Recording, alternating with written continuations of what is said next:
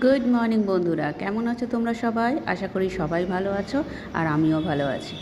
আজকে একটা নতুন ভিডিও নিয়ে এসেছি, ব্রেকফাস্ট রেসিপি। এখানে দু রকম আজকে করব, একটা হচ্ছে আলু পোস্ত, একটা হচ্ছে পাস্তা। এবার পাস্তার জন্য সমস্ত সবজি কেটে নিয়েছি আর আলু পোস্তর জন্য আলু। এবার কড়াইতে তেল দিয়ে আমি কালো জিরে ফোড়ন দিলাম। একটুখানি কালো জিরে যখন ফোড়ন দিয়ে যখন একটু চিটচিট করবে তখন আলুগুলো দিয়ে দিলাম।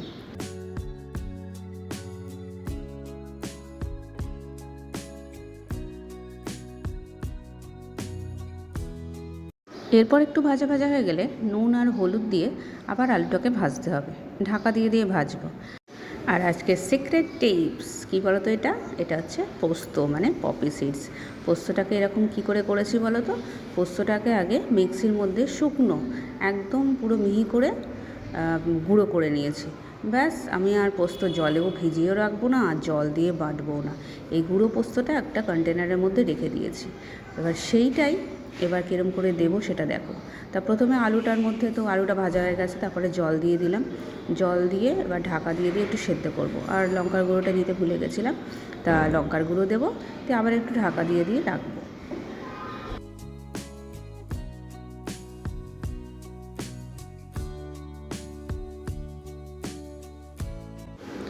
এবার আটা মাখার পালা। এবার আটাটা মেখে নিই, কারণ বরমশাই তো আর পাস্তা খায় না।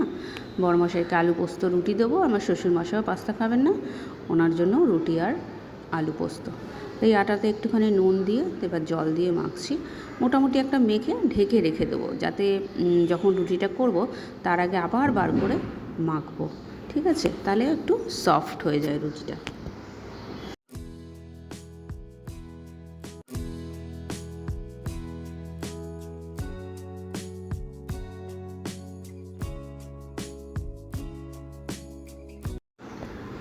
আর একবার একটু কড়াইয়ের ঢাকনাটা খুলে দেখে নেব আলুটা সেদ্ধ হয়েছে কি না। তা মনে হচ্ছে আলু সেদ্ধ হয়ে গেছে। হ্যাঁ, সেদ্ধ হয়ে গেছে, আর একটুখানি বাকি আছে। ঠিক আছে, আর একবার একটু ঢাকা দিয়ে রেখে দিই যতক্ষণ না ভালো করে সেদ্ধ হবে। কারণ পোস্ত দিয়ে না বেশি মানে বয়েল করব না, একটুখানি করলেই কিন্তু হয়ে যাবে, নাহলে পোস্তর গন্ধটা চলে যাবে।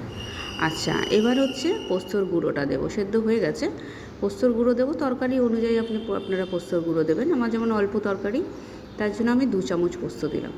এবার এই পোস্তটা একটু নেড়ে চেড়ে একটু ঢাকা দিয়ে রেখে দেবো কিছুক্ষণের জন্য, বেশিক্ষণ না।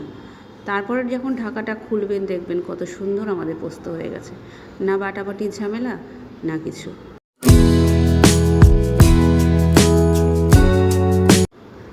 এইবার লাস্ট ফিনিশিং একটু ঘি দেব, যাতে আলু পোস্তর গন্ধটা আর খেতে যা লাগবে আপনারা না করলে বুঝতে পারবেন না। অনেকে এরকম করে ঠিকই, কিন্তু যারা করে না এটা তাদের জন্য, আর যারা করে আর তাদের জন্য অবশ্য। সবাই দেখো আর বাড়িতে একটু চেষ্টা করো।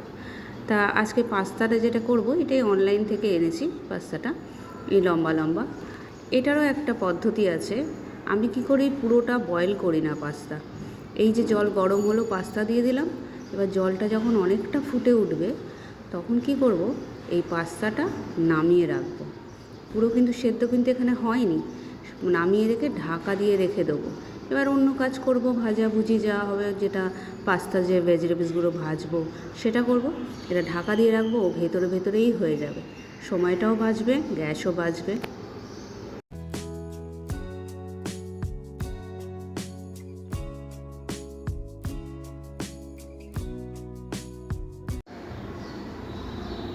চলো এবার কড়াইতে তেল দেওয়া যাক। তেল দিয়ে এবার ভেজিটেবলসগুলো দিয়ে এটাকে ভাজবো।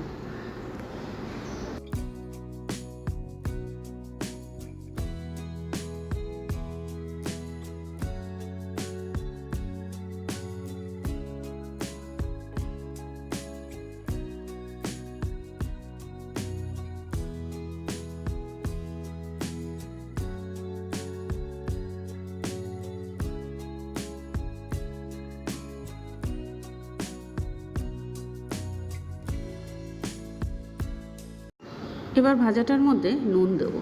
নুন দিয়ে আবারও ঢাকা দিয়ে ভাজতে থাকবো, যতক্ষণ না একটু সেদ্ধ হয় ততক্ষণ ভাজবো।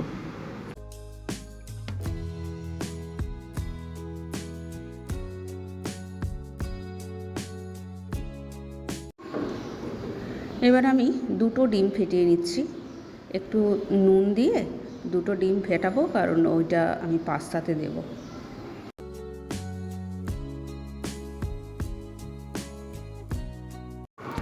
এবার যে ডিম গোলাটা রেখে দিয়েছিলাম মানে গুলে, সেইটা এবার দিয়ে দেবো ওতে।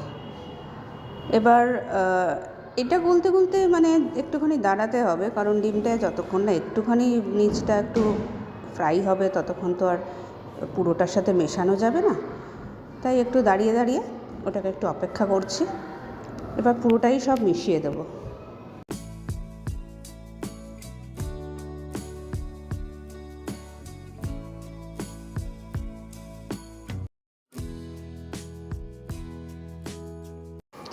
এবার একটু এর মধ্যে সয়া সস দিলাম। সয়া সস দিয়ে ভালো করে ভাজবো, যতক্ষণ না একটু ভাজা ভাজা হয় ভালো করে।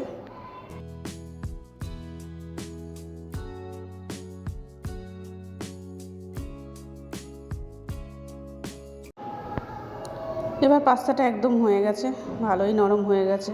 একটু দেখেও নিই চেক করে, একটু টিপে দেখছি, হ্যাঁ ভালোই হয়ে গেছে, সুন্দর নরম হয়েছে। এবার এই পাস্তাটা এই ভাজাটার মধ্যে দিয়ে নাড়ব।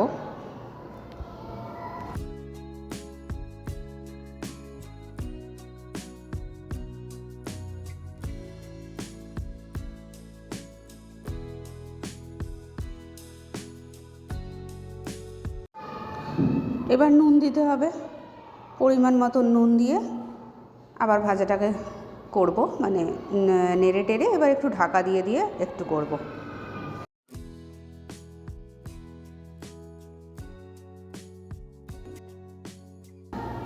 যে আটাটা মাখা ছিল সেই আটাটাকে এবার বার করলাম, করে নিয়ে আরেকটু ঠেসে নিচ্ছি যাতে একটু নরম হয় আটাটা। আমি ওরকমই করে মেখে একটু ঢাকা দিয়ে রেখে দিয়ে অন্য কাজ করি।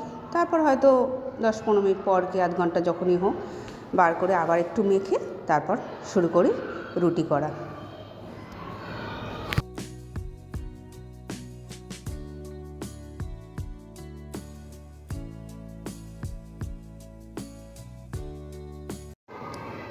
আপনারা ভিডিওটা দেখতে দেখতে কিন্তু সাবস্ক্রাইব করতে ভুলবেন না, আর লাইক শেয়ার কমেন্ট প্লিজ করবেন।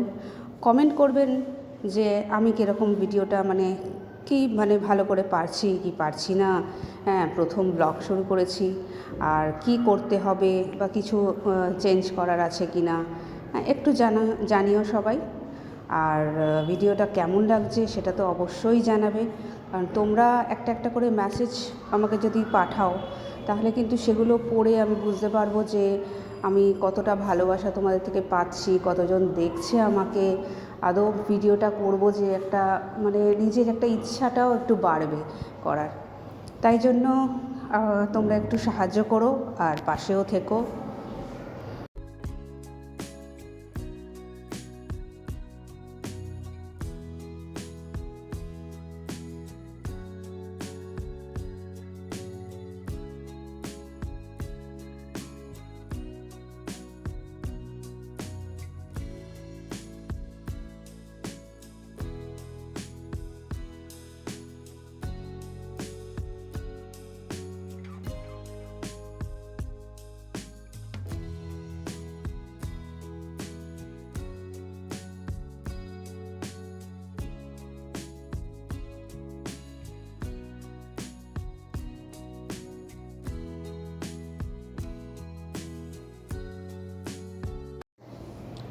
রুটিগুলো করছি ঠিকই, কিন্তু ফোলার আর নাম নিচ্ছে না ভালো করে।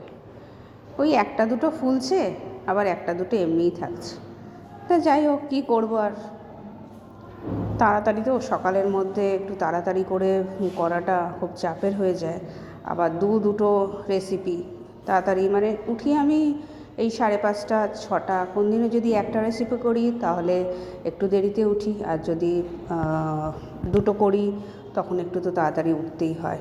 আর এখন তো আবার ভিডিও শ্যুটের ব্যাপার, ক্যামেরা এরকম করে রাখতে হবে, ওরকম করে রাখতে হবে, কত রকম প্রসেস, আবার সেগুলোকে এডিটিং করা, প্রচুর টাইম সাপেক্ষ। যাই হোক, দেখতে থাকো, পাশে থাকো। এই রুটিগুলো হয়ে গেলে বরমশাইকে টিফিন প্যাক করে দেবো, কারণ ও সকালবেলায় উঠে মুখ ধুয়ে আমাদের আর একটা ফ্ল্যাট আছে, ওখানে ওর মানে কাজের জায়গা, ওখানেও কাজ ফাজ কিছু আসলে তখন ওখানে করে, নাহলে ওখানে রেস্ট নেয়, ওখানে ইয়ে করে, বেশিক্ষণ ওখানেই থাকে। তো টিফিনটাও ওখানে গিয়েই খায়। তো এই টিফিন প্যাক করে দেব, ও নিয়ে চলে যাবে। তারপরে এই শ্বশুরমশাইকেই দিচ্ছি আলু পোস্ত আর রুটি। উনি তো পাস্তা খাবেনই না, আগেই বলেছি। আর এই আমি নিয়ে যাব স্কুলে, তাই পাস্তা প্যাক করছি। পাস্তাটা আমি আর ছেলে খাবো, আর শ্বশুরমশাই আর বরমশাই খাবে রুটি আলু পোস্ত। তাই পাস্তা প্যাক করা হয়ে যাচ্ছে। এবার নিয়ে যাব, স্কুলে যাব। স্কুল তো 8:45, আমাকে তো 8:45-র মধ্যে ঢুকতে হয়, কারণ আমি ড্রয়িং টিচার, তো আমার 8টার মধ্যে মানে 8:45-র মধ্যে ঢুকলে হয়।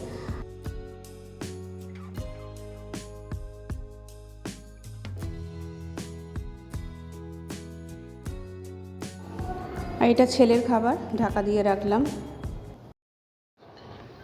তাহলে আজকের ভিডিওটা এইটুকুই থাকলো, আবার আসবো নেক্সট ব্লগে। তোমরা সবাই সাথে থেকো, পাশে থেকো, আর সবাই ভালো থেকো, সুস্থ থেকো। Bye bye.